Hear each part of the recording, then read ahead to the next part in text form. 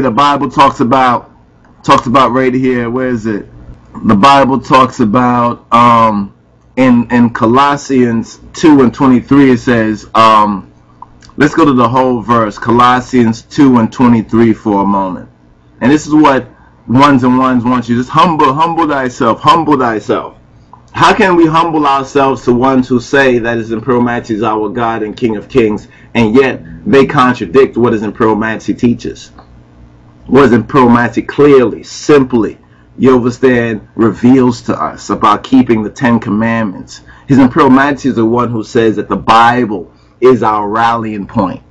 His Imperial Majesty says that the Bible is our rallying point. Not what this group say here, so-called mansion, or this house over here says, but it must all agree with what His Imperial Majesty teaches. Otherwise, there's problems. You understand? There's problems for those who are putting forward a false gospel or a false good news. And the word gospel and good news is used by His Imperial Majesty. So I don't know how come some so-called Rastas resist that unless they have been infected, you understand, and have become black devils themselves. You understand? That's why it says right here, it says, let no man beguile you. Don't let nobody beguile you in Colossians 2:18. Don't let no man fool you. You understand, of your reward. The reward that we have truly as Rastafari, not as abbreviation. You understand? Because if you only accept half the truth of His Imperial Majesty, you can only get half a reward at best, if that much. So let no man beguile you of your reward in a voluntary humility, a voluntary humble thy. Just humble thyself, humble. You understand what it means? Is they want to humiliate you. You know what I'm saying? That's the strategy of the devils. They want to deceive you, and then after you deceive, they wash your their hands of you. You understand? They wash their hands of you, and you're left as a deceiver. You said, but you told me this, you know, and they tricked you basically. So let no man beguile you of your reward in a voluntary humility and worshiping of angels, intruding into those things which he hath not seen. Those things which he hath not seen, those things that he doesn't even know. Vainly, the word says, puffed up. And it's interesting because the word uses this word puffed up in a few cases, as it does, I think, in what is it Titus or is it Timothy, where it talks about a novice, one who is a just come, should not be a bishop or something like that, or should not have authority within the congregation or within the mansion or within the gathering. You understand? You know, puffed up. And the word puffed up actually does mean and refers to smoke. You understand? Even in the word, because they use smoke and incense back in the biblical times. You understand? Vainly puffed up by his fleshy mind. And see, the fleshy mind is the carnal mind. One particular individual, Ras Jamal, tried to say that Rastafari don't want no carnal mind. Of course, His Imperial Majesty don't want no carnal mind. That's why he said that the Bible is the rallying point for all humanity, and this includes you and me. You understand? All the sons and daughters of men. You understand? All of humanity. But see, many are puffed up by their own fleshy mind, and then they'll go around saying that Rastafari don't want no carnal mind, while they're the very ones caught up in a carnal mind and don't even understand what carnal mind means. They'll go around boasting natural. I is natural, and don't recognize that the natural man does not perceive the things of God.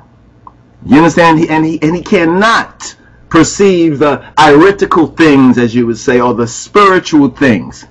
Colossians 2:19 goes on to say, and not holding the head. They're not holding on to the ras. They're not holding on to the true head. You understand? From which all the body, that means us as the members, all the body by joints and bands, having nourishment, ministereth and knit together. This is what brings our unity. So when people say, well, how come we're not united? Because one's not holding the head. Some don't even know who and of what the head really consists of. You see? Knit together. We're knit together because of the head. And increaseth with the increase of God.